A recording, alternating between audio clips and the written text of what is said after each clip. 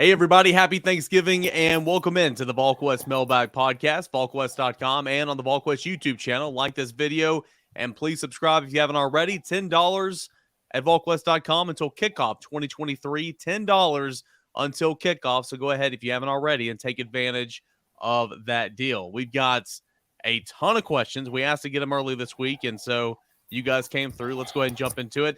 Vol in SC, if we beat Vandy, prediction on what bowl we go to. Also, is with that being the most shocking, is that the most shocking loss you've ever seen in all your years of covering Tennessee? And will it affect recruiting? Austin, you want to kick us off here? Yeah, just everything that was on the line. LSU in 01, people talk about that, but they were at least in the championship game. South Carolina, had not scored an offensive point the week before against a Florida team that literally lost to Vandy earlier in the afternoon before Tennessee played South Carolina. So, it's a rough. As far as bowl games, I think a lot is to be determined. The Orange Bowl, obviously, we'll pick that large team. I think that at least gives Tennessee's fans and the thought of Tennessee bringing a big contingent down to South Beach a nice shot in the arm. But I think what you're going to see is a lot of people predicting the Cotton Bowl over the next week. Doesn't mean they'll end up there, but I think that's a lot where a lot of the prediction will lie. And if that's the Cotton Bowl, you're looking at Tulane, UCF, Cincinnati, one of those three, depending on how the next 2 weeks play out. I just want to add, as far as most shocking loss, it's not just Tennessee. It's the most shocking loss in a sporting event I can remember seeing. I think, it is for me. Look at all the predictions, right? Even me, who never predicts a blowout win, predicted a blowout win. Maybe I'm the reason why it didn't go the right way. Fault. It is my fault. The only thing I would put a caveat on the 0-1 game is Tennessee got beat by a walk-on quarterback and Matt Mock, who's now a dentist, by the way, and a backup running back. Spencer Rattler is a lot better, a lot more talented than Matt Mock. That's the only caveat to that game. Austin, you're exactly right. They had played earlier in the year. That was a close game. LSU had earned their way to the Western Division Championship, so they had a lot of good players. But when you're sitting in a Georgia Dome that night and you see Jamarcus Russell leave the field, Rohan Davey leave the field, and you see them lose their top tailback, you think, okay, this one's in the bag. This game you thought was in the bag before Tennessee ever got dressed in the locker room and came out on the field. So, that would be the only caveat I would say to that. Go ahead. We were at a tailgate beforehand, and some ball fans like, "What do you?" He goes, "How many do you think Tennessee wins by?" And I said, "By as many as they want." That's correct. I know, but I thought the same thing. South Carolina's people picked 52-10. It's not like anybody was picking the Gamecocks. Nobody was picking the Gamecocks. Not at all. Recruiting, right quick. That was the third part of that question. Sorry, Eric, I didn't mean to interrupt you there. I don't think Austin, you hit on the impact of the loss in recruiting or what that impact might or might not be. I don't think it is. Nobody's picking a school based off of one game, good or bad. Like, nobody was picking Tennessee because they had the unbelievable atmosphere, game-winning against Alabama. Now, what you can do is with an atmosphere, you can establish yourself with a kid. That doesn't mean the kid's going to pick you, though, based off the outcome of the game or lose. That probably happens less than 5% of the time. I bet less than that. I bet less than that. I agree with that. I don't think fans get that aspect of it. Yeah. So, I just don't think that it has any impact on Tennessee whatsoever. Let's go to Aft Run. He's got about 5 questions, so let's run through them really quick. Brett Hubbs, do you see James Pierce more in this game due to his explosions off the line to help prevent the quarterback rollout? No, I don't think James is suddenly going to get a bunch of snaps. I think he played one defensive snap against South Carolina. You're in week 12. He has not played anything other than special teams. I don't think this is a week where he gets unleashed, so to speak. I think he's got a very bright future at Tennessee. I think he's got a lot of talent. He needs to add a little weight. He needs to continue to get stronger. I don't think this is a week where you see him play a bunch of snaps. Some recruiting here. Do you think Tennessee can hold on to Sylvester Smith and Ricky Gibson, or are these guys gone with a good Auburn hire, Austin? Yeah, I think it gets interesting. Auburn's going to come out there and throw a lot of NIL money around, and I think that those will get very, very interesting. And before everybody goes, well, you just got to pay them. I mean, it's all still like a business. You still have to have a budget. You still have to have – you can't just – if you don't think a kid's marketable, I mean, at the end of the day, like, yeah, those are guys that I would at least pay attention to, and that would go for anybody in Alabama that's an Alabama player going outside of the state of Alabama. Because whoever Auburn comes in is going to hire and going to go, hey, come stay home. Look at the mamas and daddies and say, stay home. Sure. One quick caveat, one quick question to you, Austin, before we get back to Atheron's question. If Lane Kiffin goes to Ole Miss, does he call Jaden Rashada? Auburn? With it, yeah. I mean, sorry. If Lane Kiffin goes to Auburn, does he call Jaden Rashada with NIL money now? I think it's possible. I mean, those two were very close to a right? That was close to a very close to a deal at Ole Miss, and the Rashadas wanted Nico money. We want Nico money, and they did get that Nico money, just not at Ole Miss. Possible. I was just going to say on the NIL stuff, some of those in-state kids, because of where Auburn is and trying to burnish their image, they're going to be worth a lot more NIL on an NIL sliding scale than they are at Tennessee. Auburn would, in my opinion, because of their track record, because of where the program is, because of the dumpster fire it's been for the last year, would overpay to make a splash for some, where some other programs would be like, no way. And don't forget, NIL was ruining college football while Lane Kiffin's in Oxford. But if he goes to Auburn, Alabama, it's going to be a different story. So let's not forget that. Last regular game of the season, which underclassman sees the field and makes some plays that we haven't seen or heard from yet? Rob, I think there's opportunity at wide receiver this week and maybe some other places. Well, I mean, I wouldn't say we've seen Squirrel White. That's the guy that I think you're going to see. Yeah, there's nobody that's going to play that you've not seen. There's nobody that's going to play in week. Yeah, nobody's going to show up in week 12 that hadn't done anything yet. But I mean, Squirrel's a guy who's had a limited role, who I think you're going to see be a big factor on Saturday. The only caveat I would put to that is because Tennessee's so thin. If Tennessee chooses to go in a different direction with the fourth receiver, it could be Chad Amrod instead of Walker Merrill. We'll see. But I was going to say, you're so thin there. Walker Merrill. Yeah, you're so thin there. So I mean, there's a great possibility that you could see it at wide receiver. But if Ramel and Squirrel and Brew McCoy are playing, given the track record of Tennessee, that may be the only three receivers you see on the field on Saturday. Just depends on who's available. Jalen Hyde as well, too. Just depends on how many of those guys are healthy, Eric. Does Tennessee go after safeties in the portal to try and help upgrade the athleticism, or do you stick with the high school guys and assume that Walker, Slaughter, and Turrentine are the guys back there next season? I don't think you can guarantee that Wesley Walker's here. Like, Wesley Walker's not played a whole lot. He came here to play safety. They've had him playing predominantly at nickel. They've not moved on from their current safeties, even though that they've not had great play. And he can grad transfer out. So I think there's a possibility that he would grad transfer somewhere and not be here at Tennessee next year. We'll see. It's at least something I'm watching. And, elsewhere, I mean, I think Tennessee needs to go with safety in the portal. Probably also need to try to find a corner in the portal because it's unrealistic to think that, Conyer and, Jordan Matthews and maybe Ricky Gibson all come in here and they're all of a sudden, setting the world on fire. It's unrealistic to also think that, at running that you're going to get, a ton of production out of Khalifa Keith right away. And same thing with let's say you're going to play Cam Selden at tailback too. It's just unrealistic to think those guys are going to come in and just be unbelievable. Now, again, maybe they are. The Junkins kid at Ole Miss obviously was a miss by Alabama. Obviously was a miss for a lot of schools as far as playing early. All it takes is an opportunity who can step through the door. Well, Tennessee's going to take safety. Tennessee's going to take help in the portal. Tennessee's going to take help in the portal wherever they can. Here's the one thing I wanted to know about. So I'm curious about in the secondary, Eric. Does Christian Harrison, does he stay at corner, or do they move him to safety in the offseason? Same thing for Christian Charles, who has zero confidence playing corner. Does he go back to safety in the offseason to change your numbers there? I think that's a question Tim Banks and Willie Martinez have to decide here now that the regular season is coming to a close. Yeah, and you remember, Danico Slaughter is more of an in-the-box player to begin with, so I mean, could he maybe move back as well? Agreed. Last one here from Atheron. Any Elijah Davis update after laying an egg in front of him?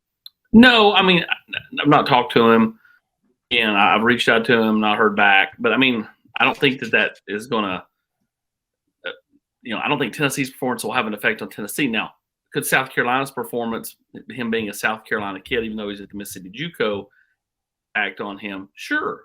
I don't know. I'm not sure it's, I guess they work hand in hand, but I think it's more South Carolina doing something to impress with the atmosphere and how they played than Tennessee playing poorly and him going, I'm not going there. Look, they played so poorly. I mean, nobody's looking at it that way. Chisholm wants to know if we've been impressed with the culture that Heupel's created thus far. Do you believe he'll have any issues maintaining that into next season, considering the deflating loss and departure of leaders from this past year's team?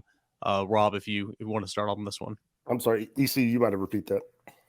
Yeah. Have you been impressed with the culture from Heupel, what he started here? And do you think he'll have any issues holding that over with the loss on Saturday and so many guys that are leaders leaving from this year's team to next year's if team? you have problems keeping your culture after a loss, you didn't have any culture to begin with. I mean, I don't have any concerns. I mean, the thing I'm most impressed with about Josh Heupel's culture is the fact that I think he took over a program that didn't have great culture. I'm not saying they had bad kids. I don't think they had great direction from up top. And I think I think the culture has been really positive for the most part. I mean, like big time for the most part. And the fact that he did that with so many guys who he inherited has been the most impressive. But yeah, I mean, if you worry about one game affecting your culture, you got bigger problems. I mean, here we are, middle of the week, past it, and still getting these questions about. I mean, like, it's one game, guys. I get it sucks, I mean, but the place is not going to fall apart off one game. Now, again, you lose Saturday, that's where the trend, and that's where it could have an effect on recruiting, is when you hit like a lull. One game doesn't affect anything. Tennessee just needs to get back up and win. Everything settles out. You get to a New Year's 6, and everything seems something right. But, the whole good grief. Well, I mean, they've been, in most cases, they've been recruiting these kids for 12, 18, 24 months. If what happens in 4 quarters, suddenly flips everything upside down, then you weren't doing a very good job for, the previous 18 months. Or you didn't want the kid anyway because they were.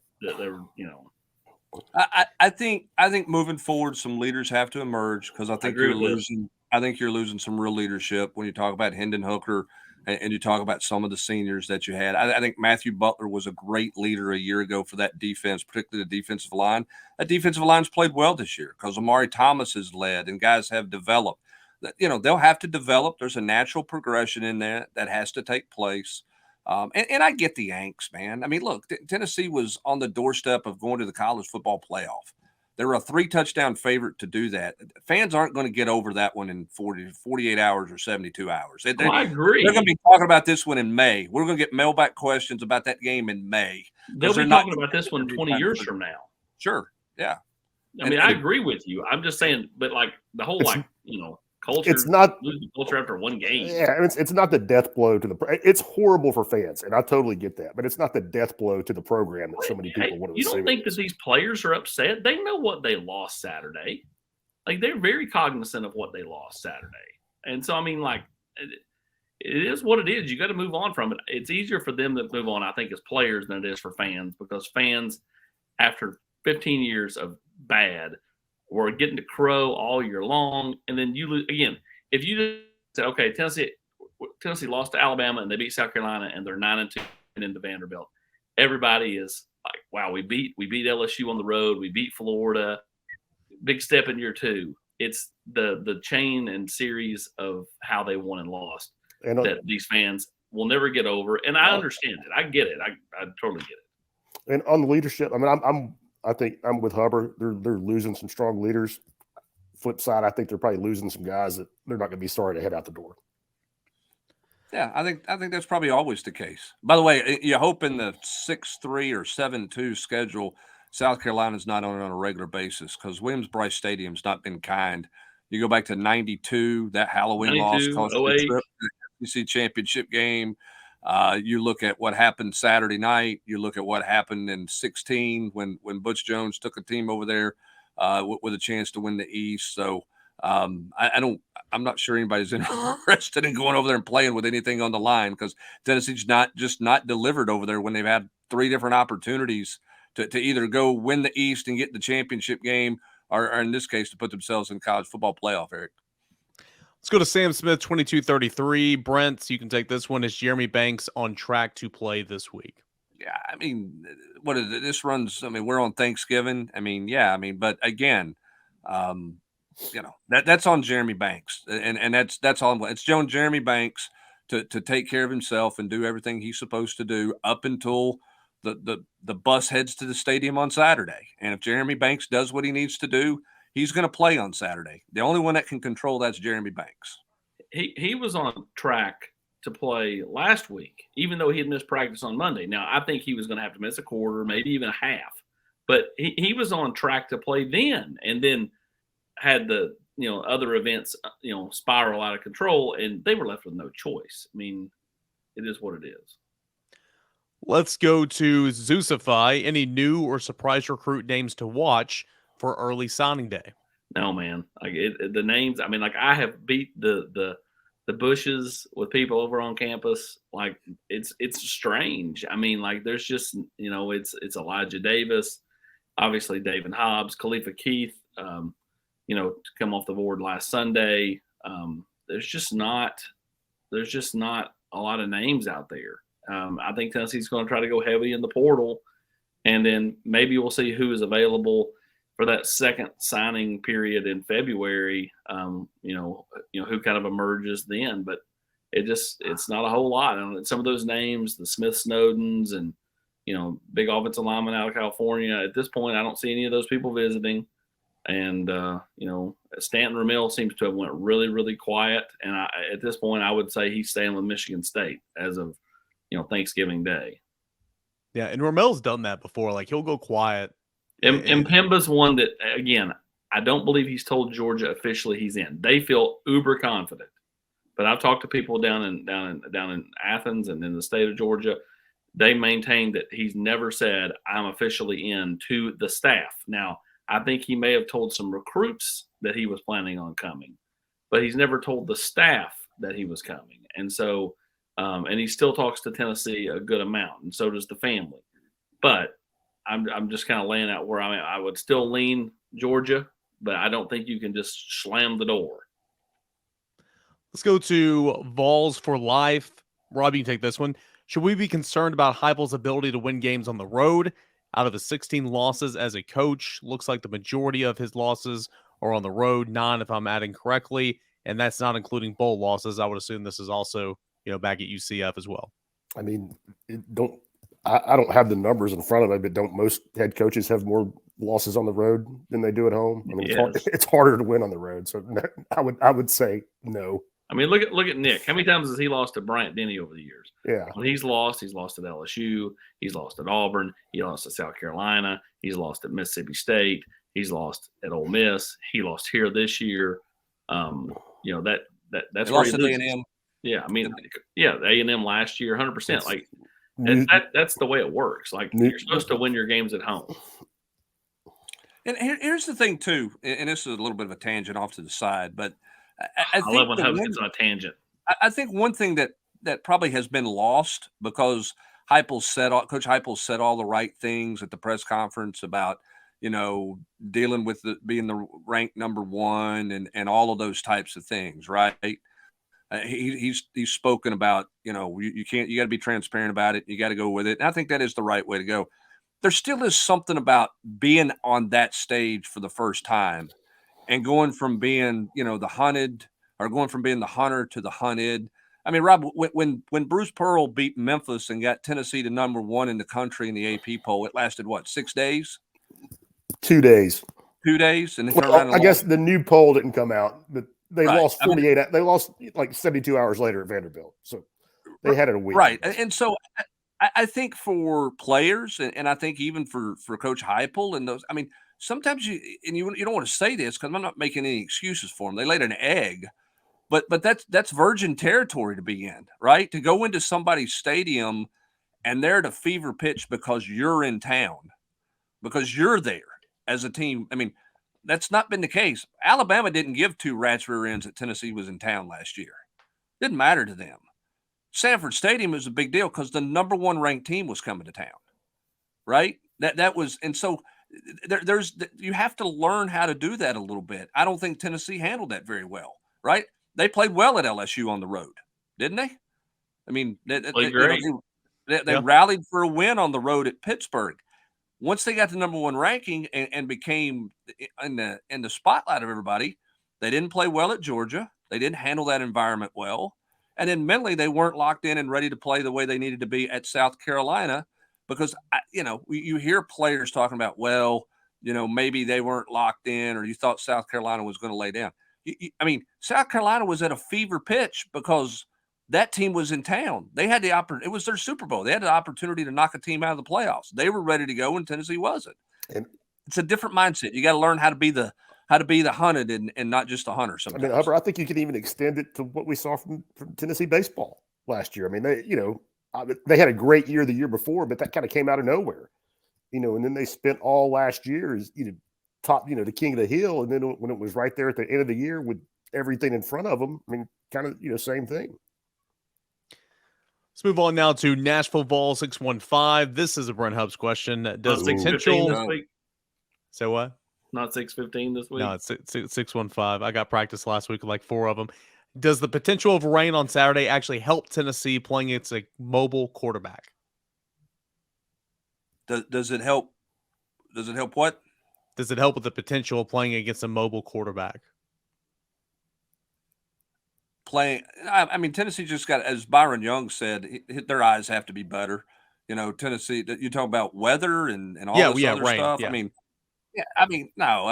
Look, if the guy who knows where he's going has generally got better footing than a guy who's reacting to where somebody's going. I don't think anybody wants rain. Tennessee's eyes have to be better.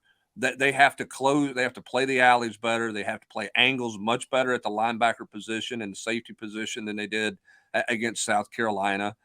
They have to react to it better. I don't know that rain helps anybody in this game, and hopefully the rain's not there. But I don't think it gives anybody an advantage or a disadvantage. It helps Joe Milton, man. He got those massive hands. Don't you remember last year that monsoon scrimmage and how he balled out, and everybody was like, "Oh." Yeah. Because he had an 80-yard touchdown run in a non-contact jersey.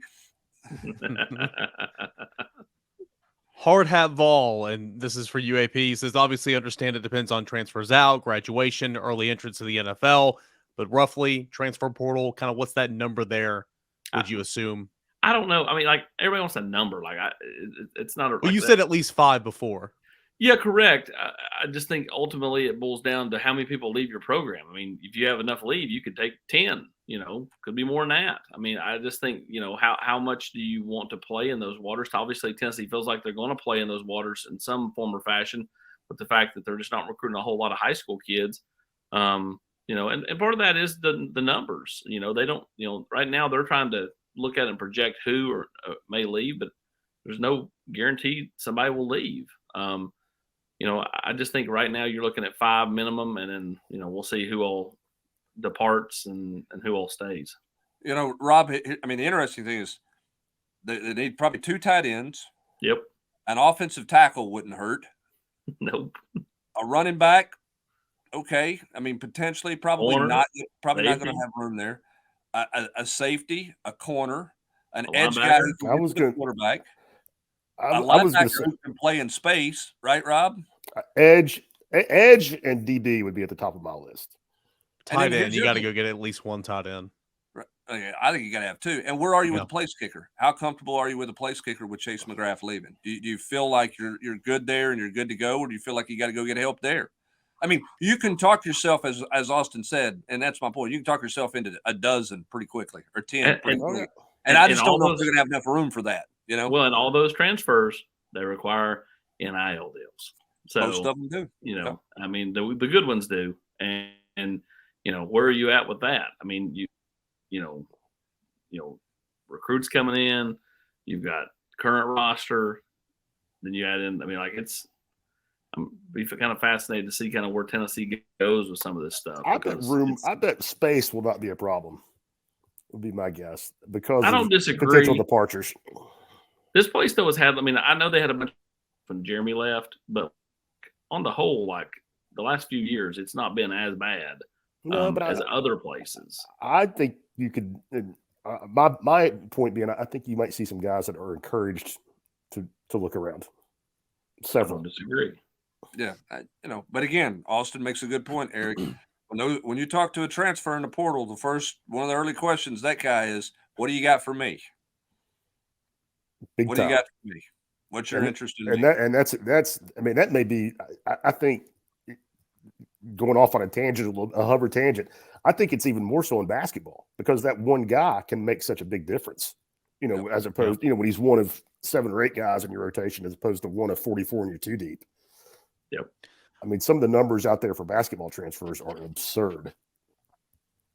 All right, let's go to Nashville 615. Heupel's a coach that seems like he loves on his players. That's exactly what was needed coming from the Pruitt regime. However, sometimes there needs to be a coach in there to jerk some collars and give some tough love. Who on the staff can get in front of the entire room and light a fire if needed? Guys, I mean, the head ball Josh coach. Heupel. You've got a misconception of the head coach if you don't think he can get in somebody's face on the practice field and just unload. Yeah.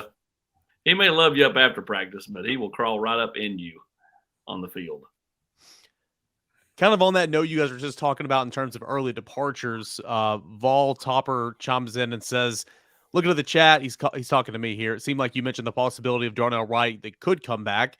What do you think the odds and chances of that are happening? Totally assuming if he's gone, if he chose to return, would that be huge for our chances to get our offense next year back up and running? Okay, Darnell Wright. Austin, you've kind of talked about it. Assume that he's leaving, but it's not a 100% situation. No, I don't believe it's 100%. I think that Darnell's very much evaluating, looking at it. If he gets a first-round grade, I think he's gone. At this point, get a first-round grade.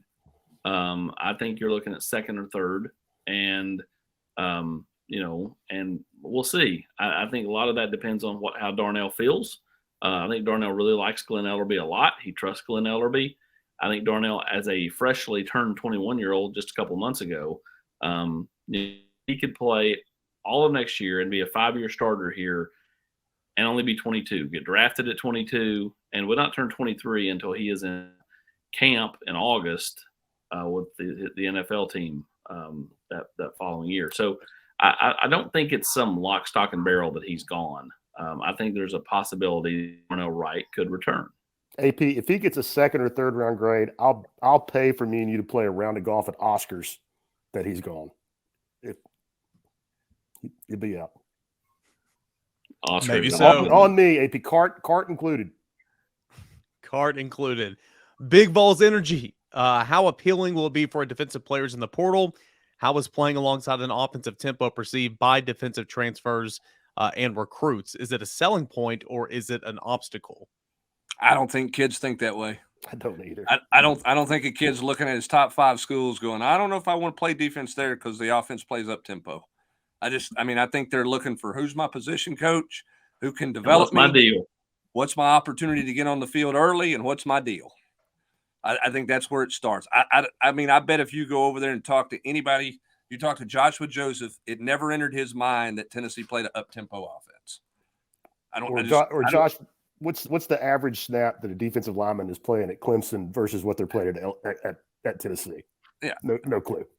Yeah, I just don't think those discussions are relevant in recruiting. So I don't think it works against them is the answer.